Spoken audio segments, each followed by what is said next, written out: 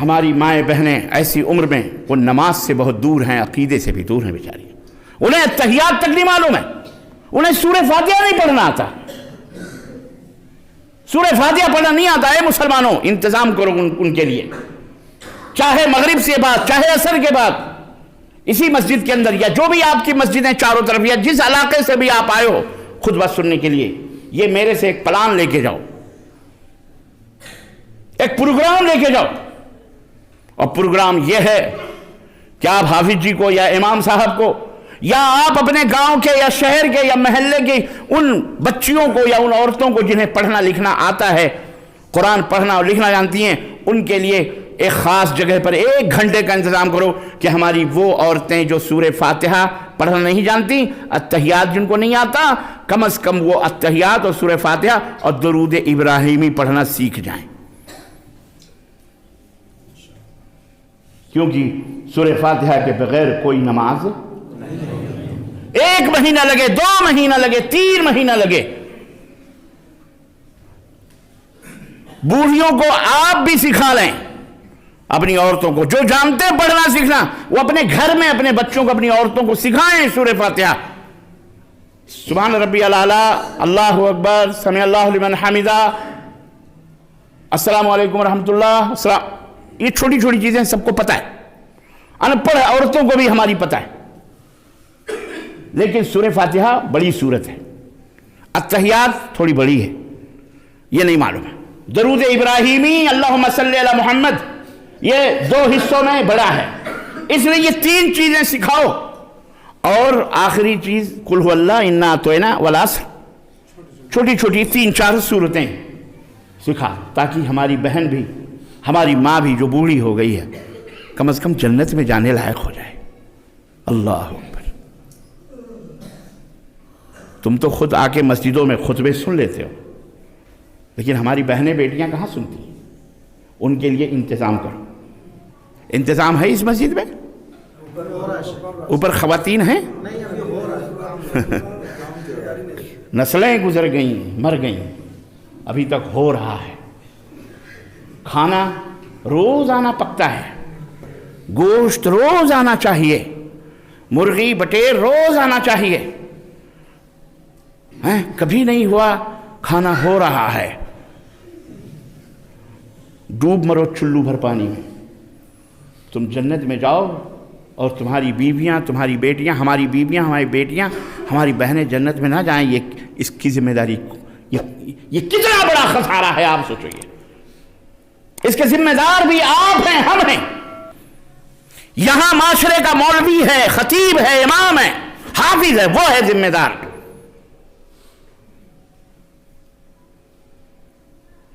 کیا فائدہ تمہاری دولتوں سے، پیسوں سے کیا فائدہ ہے اگر ہماری بیٹی، ہماری بہن نماز نہ پڑھیں؟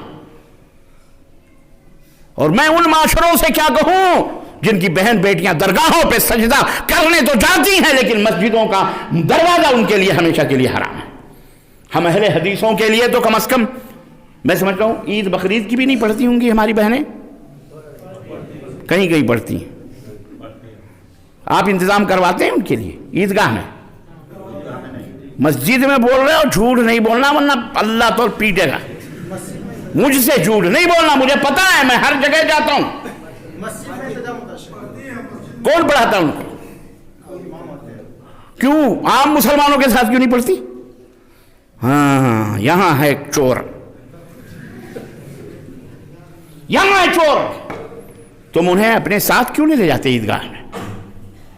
اللہ کے نبی صلی اللہ علیہ وسلم کی سنتوں پہ عمل کرنے والے، اپنے آپ کو اہل حدیث سے کہنے والے، جاؤ ڈوب مرو چلو بھر پانی میں، تم کون سے اہل حدیث ہو؟ تمہیں یہ نہیں بتایا گیا، یہ حدیث تم کو نہیں بتائی گئی کہ نبی کریم صلی اللہ علیہ وسلم نے فرمایا کہ اپنی عورتوں کو عیدگاہ لاؤ، وہ بھی مسلمانوں کے ساتھ عید کی نمازیں پڑھیں گی۔ کسی خاتون نے کہا اللہ کے نبی بعض عورتیں اپنے پیریڈ میں ہوتی ہیں، منتھلی پیریڈ میں ہوتی ہیں، یا بعض عورتیں بچے کی وجہ سے وہ بھی کچھ مجبوریاں ان کی ہوتی ہیں، نفاس کا خون آتا ہے، ناپاک ہوتی ہیں، وہ کیسے آئیں گی؟ اللہ کے نبی نے کہا انہیں بھی نکالو، وہ بھی آئیں گی، وہ بھی آئیں گی، مگر نماز نہیں پڑھیں گی، نماز کے باہر بیٹھی رہیں گی، مسلمانوں کی دعاؤں میں تو شریک ہوں گی۔ ارے امام جب دعا کرے گا، خطیب جب دعا کرے گا تو اس پہ آمین تو کہے گی نا اللہ کی بندی۔ اللہ اکبر۔ جس نبی نے اتنا اہتمام کرا، کسی نے کہا اللہ کے نبی روپٹے نہیں ہیں سروں پہ، اللہ کے رسول کیسے وہ آئے گی؟ آپ نے فرمایا اپنی سہیلی سے مانگ لے، ادھار دے لے، پڑوسی سے، لیکن روپٹہ اوڑھ کر کے آئے وہ عیدگاہ۔ اور آج تم اپنے آپ کو اہل حدیث، ہم اپنے آپ کو اہل حدیث کہہ کر اپنی بہنوں بیٹیوں کا حق اتنے برسوں سے مار رہے ہو۔ کتنی بڑی بے غیرتی ہے یہ۔ الگ سے یہاں آ کے کیوں نماز پڑھے گی وہ ہمارے ساتھ مسلم کا عیدگاہ جائے گی۔ وعدہ کرو کہ یہ عید 1-2 مہینے کے بعد آ رہی ہے، انشاءاللہ عیدگاہ میں ان کا بھی انتظام ہوگا انشاءاللہ تعالی۔ رمضان میں تراویح آتی ہے پڑھنے کے لیے؟ بڑی آسانی سے مولانا، یہ رمضان صاحب تو ابھی یہیں بیٹھے ہیں، مولانا رمضان صاحب 1 مہینے کے بعد آنا تھا، ابھی سے دکھائی دے رہے ہیں، چاند ابھی سے نکل آیا۔ نہیں آتی؟ کیوں نہیں آتی؟ آپ لوگ تراویح نہیں پڑھتے ہو؟ یہاں ہوتی ہے تراویح؟ انتظام کرو، ایک کونے میں ایک پلر ان کو دو، یا ادھر انتظام کرو ہماری بہنوں بیٹیوں کے لیے۔ بولو انشاءاللہ۔ درس میں رہیں، انتظام کرو ان کے لیے، آئیں وہ پڑھیں۔ جہاں کہیں بھی میری آواز جا رہی ہے مسلمانوں، جہاں سے بھی آئے ہو، اپنے اپنی مسجدوں میں انتظام کرو ان کے لیے، اپنی اپنی مسجدوں میں انتظام کرو ان کے لیے۔ وہ تراویح 2 آئیں، 4 آئیں، جو بھی کتنی بھی آئیں، وہ آئیں پڑھیں۔ یہ ہے، ہم اگر یہ نہیں کریں گے، چو کفر از کعبہ برخیزت کجا مالت مسلمانی، اگر ہم یہ نہیں کریں گے تو بتاؤ وہ لوگ جو اپنی عورتوں کو درگاہوں پہ لے جانے کو جائز قرار دیتے ہیں، مزے لیتے ہیں، اور جھنڈ کے جھنڈ لے جاتے ہیں درگاہوں، مزاروں، شد و علموں، میلوں ٹھیلوں میں، عرسوں میں، لیکن مسجدوں کے دروازے انہوں نے بند کر رکھے ہیں، عید میں گاہ میں جانے کے دروازے انہوں نے، ہم نے کیوں بند کرے؟ ہم تو اہل الحدیث ہیں، اہل حدیث ہیں ہم، ہمیں شرم نہیں آتی؟ کہاں گئے مولوی یہاں کے، اس دیش کے، اس ملبیا کے یا اس جھارکھنڈ کے مولوی کہاں ہیں؟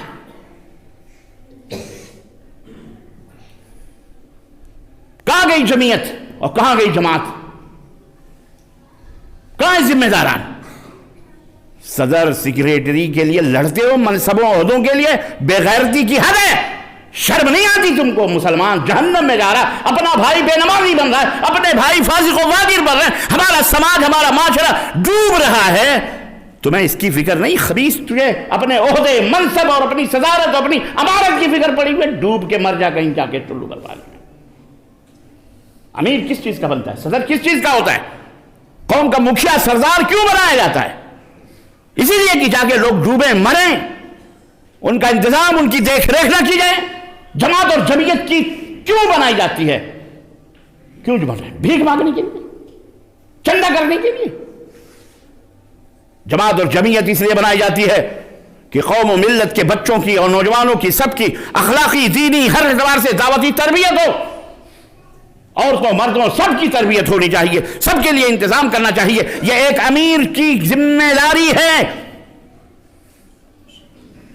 ایک صدر کی ذمہ داری ہے، ایک امام کی ذمہ داری ہے۔ اگر یہ ذمہ داری نہیں نبھاتا، دودھ سے جیسے مکھی نکال کے پھینک دی جاتی ہے، ایسے ان مردودوں کو نکال کے پھینکو، اور ایسے قائد بناؤ، ایسے رہنما بناؤ جو تمہارے دکھ درد کے ساتھی ہوں،